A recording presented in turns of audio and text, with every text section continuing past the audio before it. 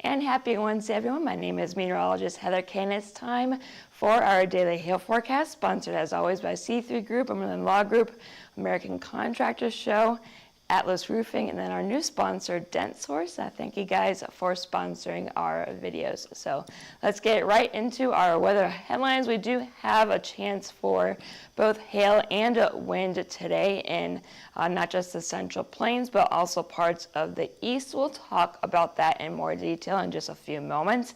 And then getting into tomorrow, some of the same areas may be at risk for severe weather, including maybe including the DFW area. So will you guys see hail? We'll talk about that as well. And then wrapping up the end of the work week, we could still see some severe weather in parts of the country on Friday, so we'll talk about that as well.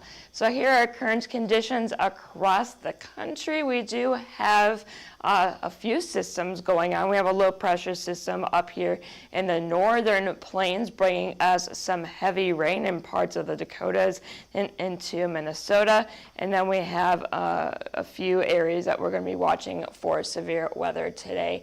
The first one is associated with a cold front and a low pressure system here in the parts of the Oklahoma and Texas panhandle. So right now there's not a whole lot going on, just a few showers here in eastern Oklahoma and down into southern Texas, but we'll be watching this corridor very carefully as we go into later on this afternoon and evening. And then we also have a few areas here in the eastern part of the U.S. You can see a low pressure system spinning here in parts of Tennessee and into Virginia. We have a severe thunderstorm watch out for parts of the Carolinas. This one is going out until 8 p.m. Eastern time. So this is for both hail and for wind. We do have a few storms trying to fire up at this time there.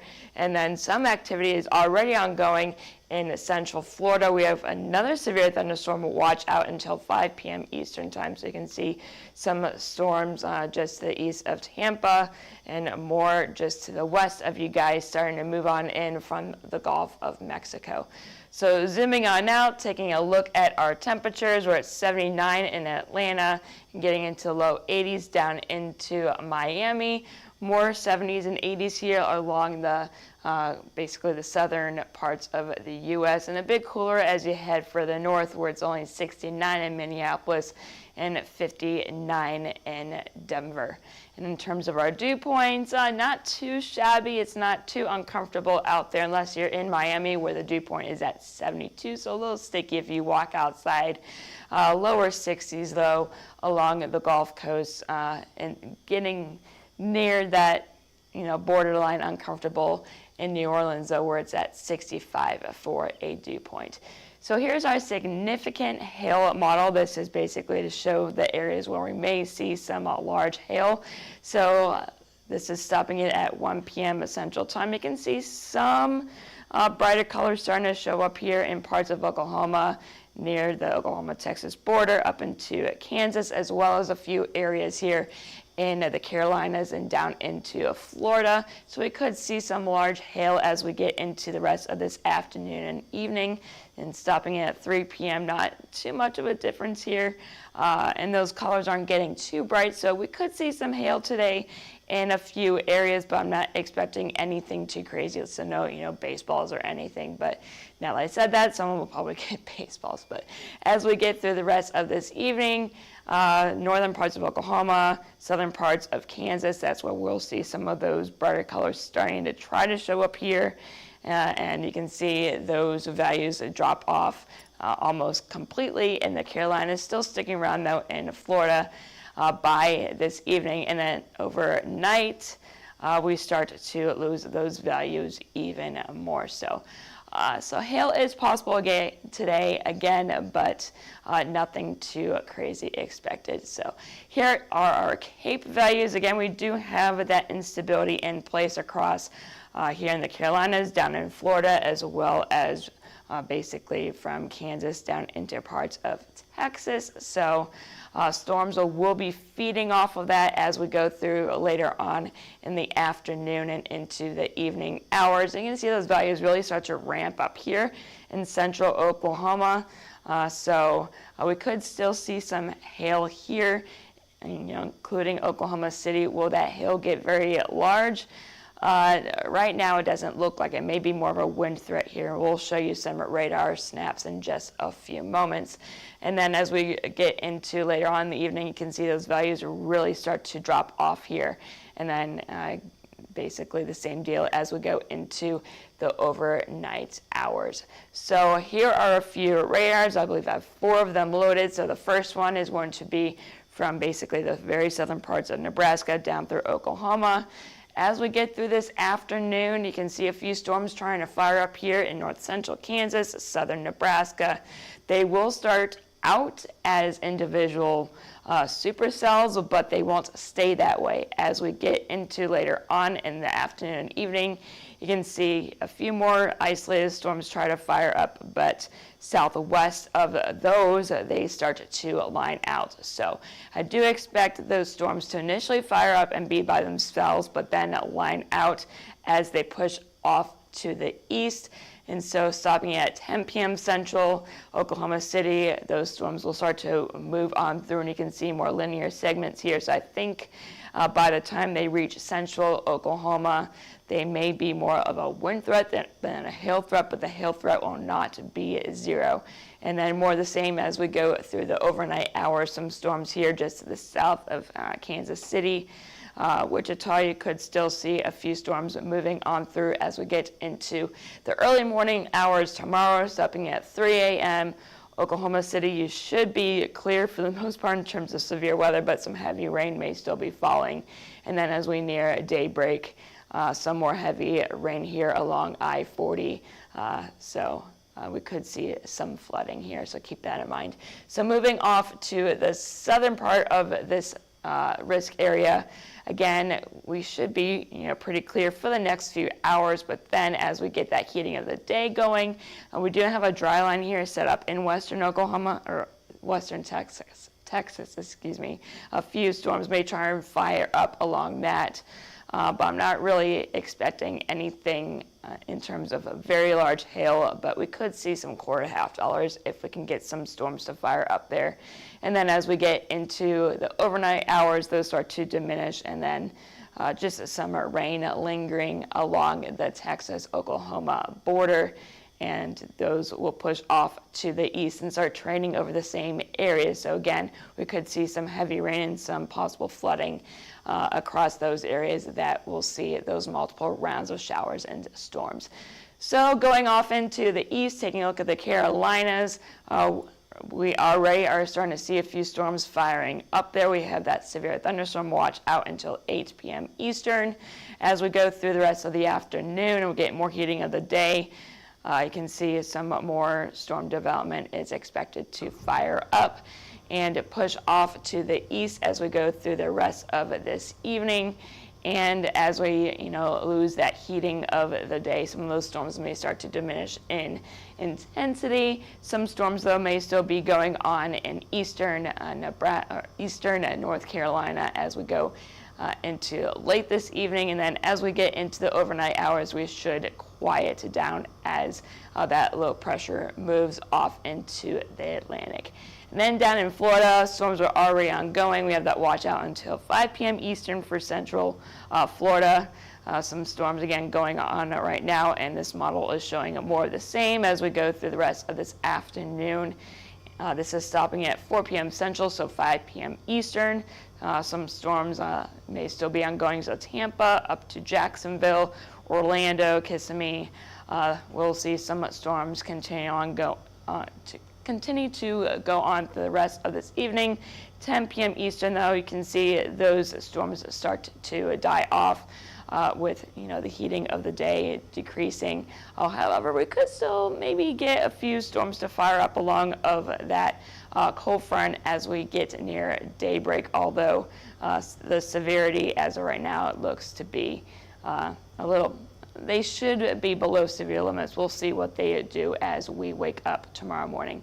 So here is our hail forecast for today. Again, a few different areas that we're going to be watching. The first one is here in the central and southern plains, where we could see, again, with those initial storms that fire up to 2-inch hail. So again, just within the first few hours of storm development, that's when the hail will be the largest. And as they push east, you can see I'm expecting those hail sizes to drop off. We could still see up to quarter-size hail here in Oklahoma City as we get into later on this evening. Wichita, you can see up to maybe golf ball size hail if those storms can stay by themselves long enough. And then we have Hays, and then maybe as far west as Pueblo. We'll keep an eye on you guys very carefully, as this is the time of the year, when we start to getting those, storms lifting off of the Rockies. And then in Amarillo, you have a decent chance to see a large hail today as well. And then a lowland chance from Abilene down to Fort Stockton, again along that dry line, if we can get a storm or two to fire up there. But I'm not expecting those hail sizes to get to very large. And then out to the east, we could see ping pong balls, maybe a golf ball or two, falling from Charlotte to Columbia, eastward to Wilmington.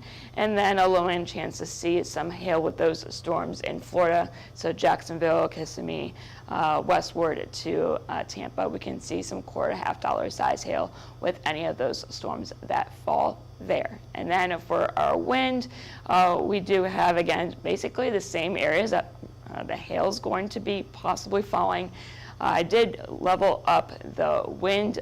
We could see some gustier winds, maybe up to 75, maybe an 80-mile-per-hour wind gust with those strongest storms, especially within the first few hours, like when they first line out.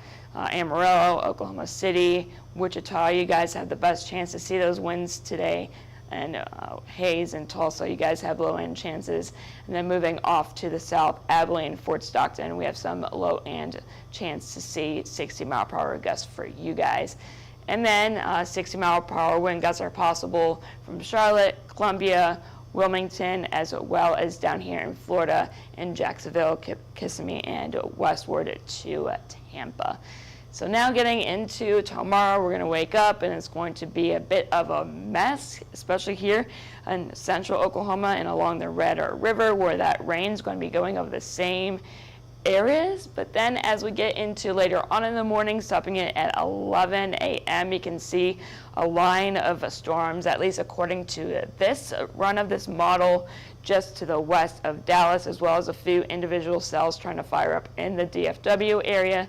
So we could possibly see some marginally severe hail out of those.